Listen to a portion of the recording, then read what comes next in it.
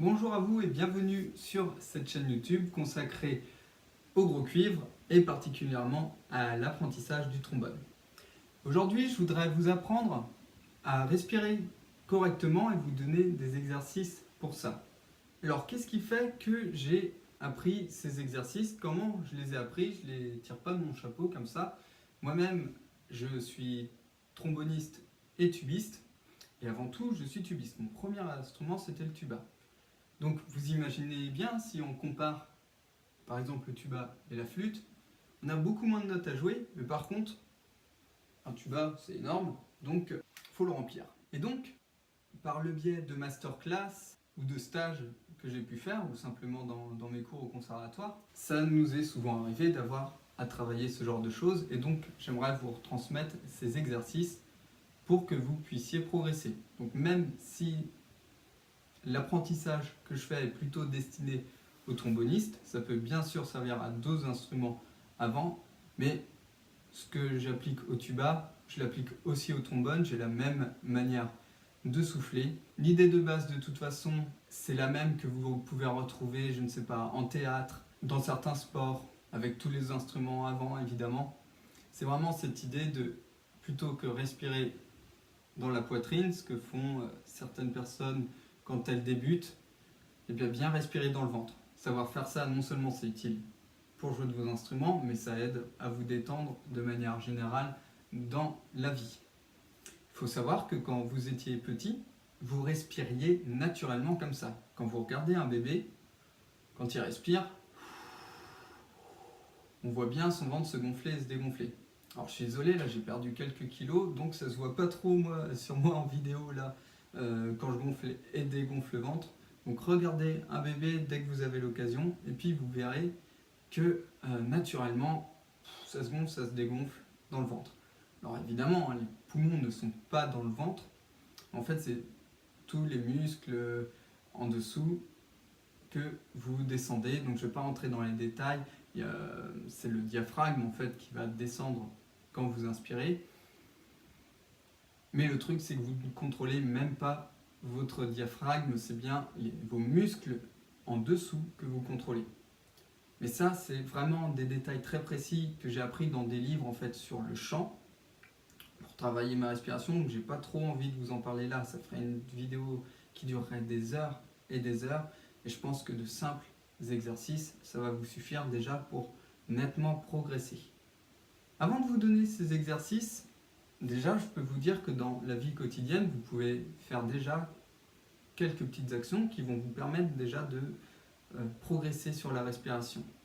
Vous pouvez aller à la piscine, vous pouvez faire tout simplement attention à la façon dont vous respirez, vous pouvez méditer, c'est très efficace, et puis tous les conseils que vous pouvez voir sur des blogs, sur des vidéos liées à la respiration, tout est bon à prendre. Choisissez 2-3 petites choses pour qu'au quotidien vous preniez l'habitude de bien respirer.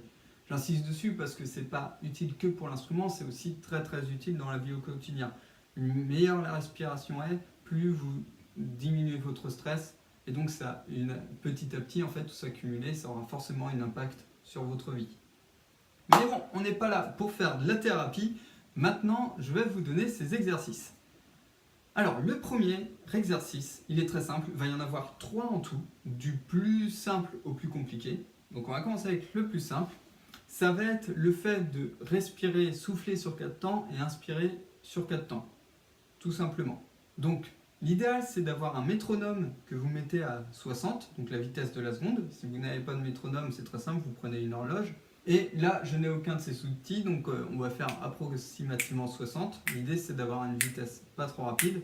Donc là, je vais claquer des doigts, et puis ça suffira, et puis je vais souffler avec vous en même temps. Je vous montre juste l'exercice, et puis après, reproduisez-le tout simplement chez vous.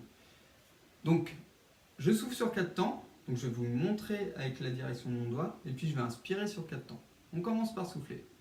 3, 4.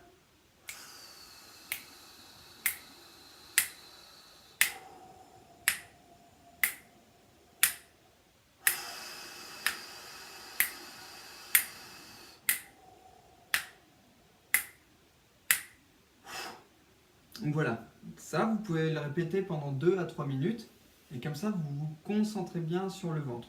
Ne cherchez pas à forcer, Trouvez-vous votre manière naturelle de faire ça. Si vous forcez, ça risque de vous monter à la tête. Et vous allez voir l'exercice suivant, ça va être encore pire. Donc du coup, commencez déjà à être relax quand vous faites ça. L'idée, c'est vraiment de trouver cette sensation de détente. Le deuxième exercice, ça va être d'étendre. Le but, ça va être vraiment d'étendre notre respiration. Donc encore plus efficace que ça, je le répète, c'est d'aller à la piscine. C'est super pour décupler la respiration. Mais sinon, il y a cet exercice qui marche aussi très bien. Donc on va commencer par souffler sur un temps, puis on inspirera sur 2 temps, on soufflera sur 3, on inspirera sur 4, on soufflera sur 5, on inspirera sur 6. Et le but, c'est d'aller le plus loin possible et de progresser un petit peu comme ça tous les jours. Et dans l'idée, il faudrait vider au maximum son air et prendre un maximum de son air à chaque fois. Ce qui va faire que, au début, vous soufflez très fort, inspirez assez fort.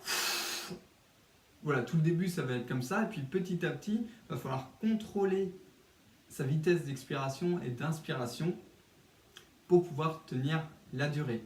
Et à chaque fois, essayez de viser le maximum d'expiration et d'inspiration. Vous pouvez faire ce genre de choses sur l'exercice précédent quand vous commencez à être habitué, même si dans un premier temps, visez la détente, et dans un deuxième temps, allez au maximum de vos capacités pour pouvoir les décupler.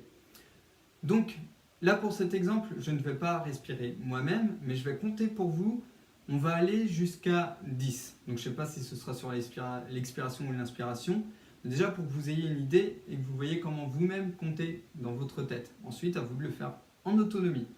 Donc je vous donne un départ, je dis 3, 4 et puis je compte pour vous. On commence par souffler sur un temps un maximum. 3, 4, 1, 2, 1, 2, 3, 1, 2, 3, 4, 1, 2, 3, 4, 5, 1, 2, 3, 4, 5, 6, 1, 2, 3, 4, 5, 6, 7, 1, 2, 3, 4, 5, 6, 7, 8, 1, 2, 3, 4, 5, 6, 7, 8, 9, 1, 2, 3, 4, 5, 6, 7, 8, 9, 10. Et on souffle, on relâche. C'était donc notre deuxième exercice. Alors le troisième exercice, soyez bien attentifs parce qu'il est un petit peu compliqué. On va avoir des temps de blocage. Donc il va falloir compter tout ça. Donc je vais essayer d'être très très clair. Soyez vraiment hyper attentifs. Après, une fois que vous l'avez compris, c'est simple. Et puis en l'appliquant tous les jours, commencez par appliquer les 2 premiers. Puis quand vous êtes à l'aise, appliquez le troisième. Encore une fois, c'est un dernier exercice pour développer sa capacité pulmonaire. Donc l'idée, ça va être de souffler tout votre air sur un premier temps. Puis vous allez compter jusqu'à 4, toujours à la même vitesse à 60 BPM. Vous allez compter jusqu'à 4 avec les poumons vides. Ok ? Ensuite, vous prenez un temps plein sur un seul temps et vous comptez encore 4 temps avec les poumons pleins. Donc ce genre d'exercice, vous les retrouvez dans des exercices de yoga. Voilà, donc c'est assez reconnu comme exercice, ça marche très bien. Ensuite, vous soufflez sur 2 temps, vous tenez 4 temps, vous inspirez sur 2 temps, vous tenez 4 temps, etc. etc. Donc si je vous fais un exemple assez rapide comme ça, je vais aller un peu au-dessus de 60, ça donnera ça.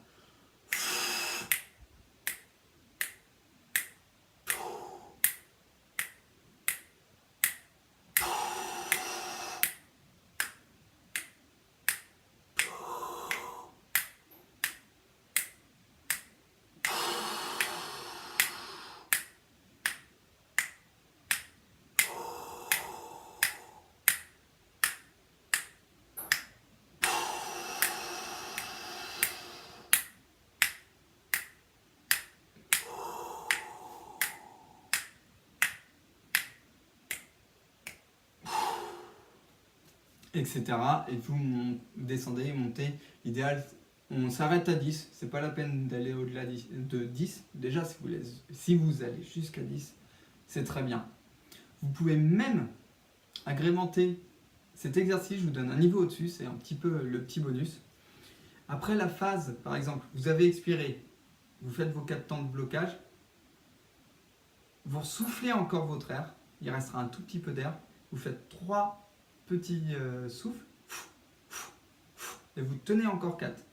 Ensuite, vous respirez sur un temps. Vous attendez 4 temps. Et vous faites 3 petites inspirations. Comme s'il y a parmi vous des personnes qui font de l'apnée, c'est le même genre d'exercice qu'ils font. Donc vous êtes plein, 4 temps. Et vous faites...